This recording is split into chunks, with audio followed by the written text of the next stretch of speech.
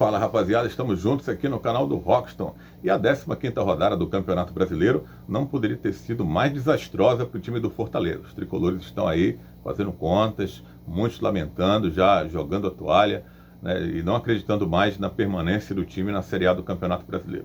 15 rodadas, o time não consegue sair da última colocação, é o lanterna absoluto, e aumentou aí, né, o número de pontos para o time deixar a zona de rebaixamento. São 7 pontos, contando que o primeiro dentro da zona tem 17, o primeiro fora tem 17 também, e pelos critérios de desempate, Fortaleza venceu apenas 2 jogos, que é o primeiro, saldo de gols negativo de 8, então é uma situação bastante complicada. Aqui o 15º é o Ceará, que tem 18 pontos, são 8 pontos, então a coisa está piorando, tem aumentado muito, e a atitude que o Fortaleza vem tomando, né, o treinador, a própria diretoria, deixa a gente assim um pouco pessimista também, né? Não só os tricolores, a torcida, mas nós também que fazemos a imprensa também ficamos também com o pé bastante atrás. O Vojvoda resolveu poupar alguns jogadores pensando na Libertadores, né, que eu acho um equívoco por parte do técnico. Dizem que aceitou ficar no Fortaleza porque queria priorizar a Libertadores. É o sonho, né, de todo treinador, conquistar uma Libertadores, mas só que o Vojvoda está no momento no time errado. No Fortaleza ser campeão, nada contra o Fortaleza ser campeão da Libertadores, seria ótimo para o futebol cearense, mas o Fortaleza tem que cuidar do Campeonato Brasileiro. Essa é a principal competição da temporada. A diretoria teria que ter batido o pé, né? Se perdesse o Vojvoda, claro, né, e o torcedor ia achar ruim, mas o momento é esse, né, de dar um murro na mesa. Está passando da hora, aliás, né, de fazer o treinador enxergar o óbvio, né, que o time, o elenco não está preparado para disputar uma Série A do Campeonato Brasileiro. Para a Libertadores, que é uma competição de formato diferente, para as outras competições que o Fortaleza conseguiu conquistar, ok, mas o Campeonato Brasileiro é a competição mais difícil da temporada. Sempre foi e sempre será, até o Fortaleza conseguir mudar o seu patamar financeiro, crescer de termos de estrutura. Isso pode acontecer, mas isso é da noite para o dia. Em termos de planejamento, isso já vem errado desde o ano passado. Mas o Fortaleza não foi o 4º colocado, mas o time não planejou isso. O time não planejou em nenhum momento ser o 4º colocado. Continuou com o Anderson Moreira, que veio fazendo um trabalho questionável, salvou o time do rebaixamento, ok, mas tomou aquela goleada do Bahia de 4-0, né, formou um elenco meia bomba, né, ninguém acreditava, estava fracassando nas primeiras competições e foi mandado embora. Aí trouxeram o Vojvoda. Aí foi o Machado, né, o Vojvoda, e conseguiu encaixar aquelas peças. O elenco não era essas coisas todas, né? Agora, engenheiro de obra acabada vai falar que era um super elenco, mas não foi planejado para isso. O que me leva a crer que o que aconteceu na temporada passada foi um ponto fora da curva. Estou falando de Campeonato Brasileiro, não estou falando de Copa do Nordeste, na qual o Fortaleza ganhou com méritos, mas enfrentou na final um esporte que a gente sabe como é que está, né, financeiramente. A equipe está desorganizada. Mas não quero tirar o mérito dessa competição, não. A gente está falando aqui do Campeonato Brasileiro. Ano passado o time não foi capaz de reforçar o elenco para as últimas rodadas, né? Parece que quem está no futebol não consegue enxergar as contratações. O time ficou com a conta do chá na temporada passada e ficou ali, né, perdendo alguns jogos. Conseguiu se sustentar pela gordura criada na primeira fase, né? E a lição não foi aprendida esse ano. Ganharam uma grana legal, né? O Fortaleza conseguiu aí com a 4ª colocação, né, ir para disputar uma Libertadores, e não conseguiram fazer um time melhor, conseguiram fazer um time pior para o Campeonato Brasileiro, né? Que coisa, né? Pior. Erraram demais nas apostas, nos jogadores estrangeiros. O Landázuri era um que a gente falava que a descrição da forma que a gente leu do que era o futebol do Landázuri, um lateral que não apoia, um lateral com características defensivas.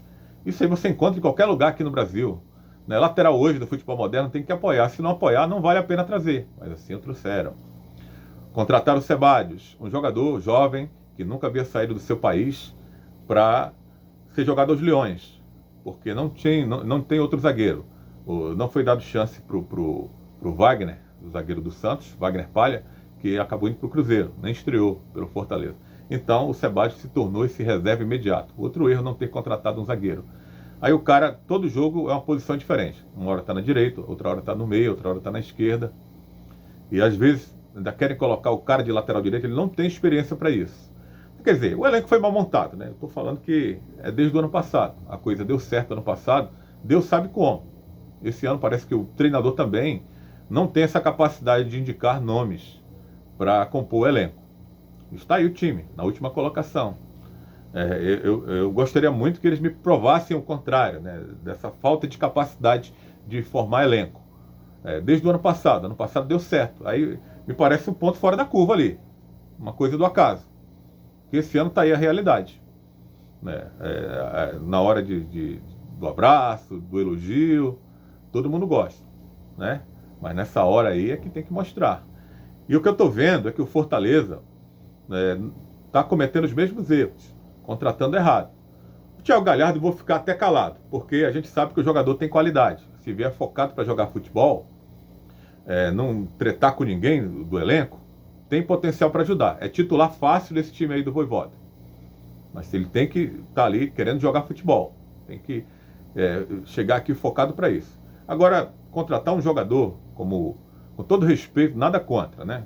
Esse Lucas Sacha, 32 anos, um cara que vai ter a chance da carreira dele agora. É jogar no Fortaleza com 32 anos.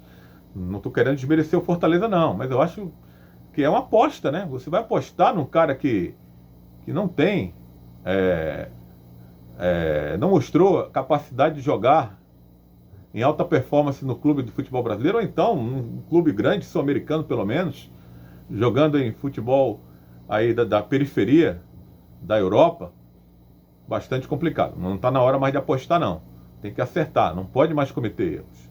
E, novamente, esses erros estão sendo cometidos. Vai apostar no Otero, né? Eu custei acreditar quando me disseram que o Fortaleza estava buscando contratar o Otero, um jogador que foi bem no futebol brasileiro em 2017, 5 anos atrás. Depois disso, o cara não jogou, não conseguiu jogar mais. Depois que ele passou pelos Emirados Árabes, voltou para o Atlético, não conseguiu mais se firmar. O Atlético mandou ele para o Corinthians, foi mal, foi para o Cruz Azul do México, lá fez beicinho porque queria ser titular e não foi escalado, caiu para o time B do Cruz Azul do México e agora ficou livre do mercado. Fortaleza contrata um jogador desse. E o treinador, que é um treinador que gosta de intensidade, é tudo que o Otero não tem, tudo que ele não tem apresentado. Jogador que às vezes fica andando em campo. E o extracampo também dele, as histórias não são boas. Né? O Sereno e Marizia, né? Em Fortaleza tem a Marizia dos mares, belas praias, né? E o Sereno, belas noitadas também que tem a cidade de Fortaleza. Então tinha tudo para não ser contratado, mas quiseram contratar ele. Então o que eu digo, né? Pode ser que eles queimem a língua, pode ser. Eu tenho um amigo que trabalha comigo, que ele falou, mas se o futebol dele se recuperar, aí eu sim. E o Fortaleza não está mais nesse negócio de si, não. Ele tem que trazer um cara para acertar. Se minha mãe fosse homem, ela seria meu pai. Então, essas contratações também são desanimadoras. Vamos ver se o Vojvoda consegue fazer o Otero correr, jogar com a intensidade que ele tanto gosta. Que eu acho difícil, muito difícil. No Fortaleza que vai jogar assim, nos últimos 5 anos não vem mostrando futebol. É complicado. Do jogo, né? Falar do que do jogo? O Fortaleza, o Vojvoda, na minha opinião, errou na hora de escalar. A torcida cobra aí jogadores da categoria de base. Ele colocou 2 no mesmo setor, né? Um erro, para mim, primário. Primeiro que os caras são jovens, são verdes, e você colocar no time profissional logo no mesmo setor direito ali, o Vitor e o Abraão, estava na cara que o adversário iria explorar por ali. E não deu outra. O Curitiba explorou por ali logo no começo do jogo e por ali acabou fazendo. Os caras ainda teve aquela adversidade de 45 minutos esperando para a luz do estádio voltar para ter o jogo. Os caras sem experiência, aquela tensão, tinha tudo para dar errado. Você poderia colocar os dois, mas poderia colocar em tempos distintos. Deixava o Abraão ali começar e depois colocava o Vitor no segundo tempo. Mas colocou logo, parece que na intenção, parece, não estou afirmando. E queria queimar os caras. E foi muito mal, né? O setor ali foi muito mal. Como o setor esquerdo também do Fortaleza, que a gente vem falando há muito tempo, né? Ali com o Capixaba e com o Tite. O Tite também não dá mais, viu? O Tite não consegue mais subir de cabeça, fica assistindo o Léo Gamalho, outros jogadores ali cabecearem livre na área. O Marcelo Boeck também é horrível. A defesa do Fortaleza é horrível na saída de bola. Tem bola que é para encaixar, que é para segurar, e ele espalma, sobra para o adversário. Ali debaixo da trave, ok, ele faz boas defesas. Mas não é só isso. O bom goleiro não é só isso. É na hora também da saída de bola e ele não executa isso bem. A defesa do Fortaleza é uma verdadeira peneira. Todo jogo tem que tomar gols praticamente. E no momento que não pode. Né? O segundo tempo, o Vojvoda colocou alguns titulares em campo, o Lucas Lima, o próprio Iago Pikachu, o Hércules que está voltando agora, o time cresceu, provando que o Curitiba estava sem vencer há 6 jogos, não era à toa não, porque o time não tem qualidade também. Jogou desfalcado do Igor Paixão, que é um titular ali do ataque, mas, como eu disse, né, todo time tem seus desfalques, tem seus problemas. E o Curitiba se mostrou muito limitado quando o Fortaleza entrou com 3 titulares no segundo tempo. E o time não tem capacidade de fazer gols. Que coisa, né? O time não consegue finalizar. Fica ali cercando a área e não consegue, né? Chuta de longe para fora. Difícil. Curitiba teve um jogador expulso, Natan, muito bem expulso, né? Uma jogada maldosa ali.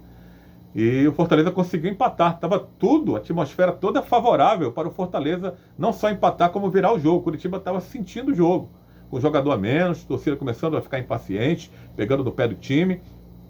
E tudo que não podia acontecer. Novamente, não é a primeira vez. Esse filme está sendo reprisado várias vezes nesse Campeonato Brasileiro.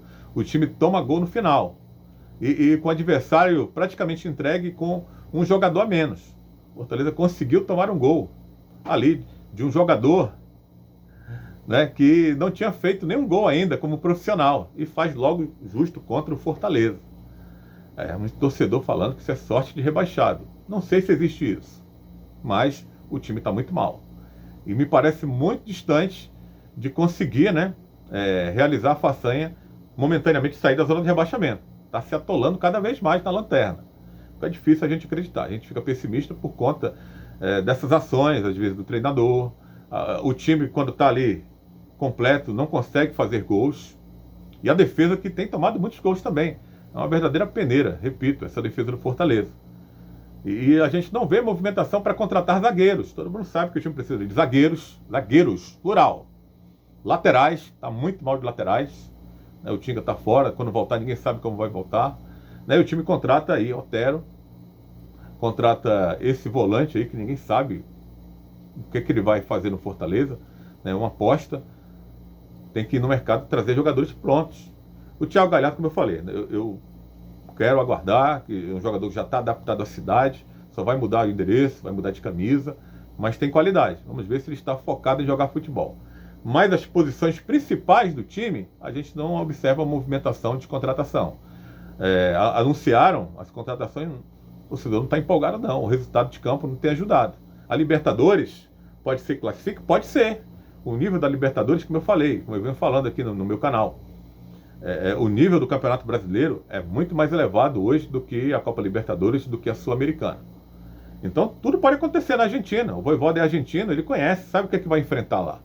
Mas não interessa, para mim, né? Eu não sou torcedor do Fortaleza, mas eu estou olhando aí como profissional. Ele tem que se preocupar com o Campeonato Brasileiro. Se ele for eliminado da Libertadores, ok, isso aí não vai fazer diferença. Se ele for rebaixado para a Série B, vai fazer diferença nos cofres. E como é que ele vai disputar a Libertadores? Como é que ele vai disputar a Sul-Americana? Disputando a Série B do Campeonato Brasileiro. Então o quadro é muito preocupante, os tricolores estão preocupados aí sim, e com toda razão, tem todos os motivos. A direção do clube tem dado esses motivos aí para que o torcedor fique preocupado e muitas das vezes pessimista quanto à situação do time no Campeonato Brasileiro. Se inscreve no canal, deixa a sua curtida, que é muito importante, e assista o vídeo até o final, que também é bastante importante para o nosso trabalho aqui no YouTube. A curtida também é importante para que o algoritmo do YouTube possa levar aí esse vídeo para mais torcedores que não estão inscritos no canal e vão passar a ser inscritos quando acompanharem o nosso trabalho. Valeu, galera, tamo juntasso.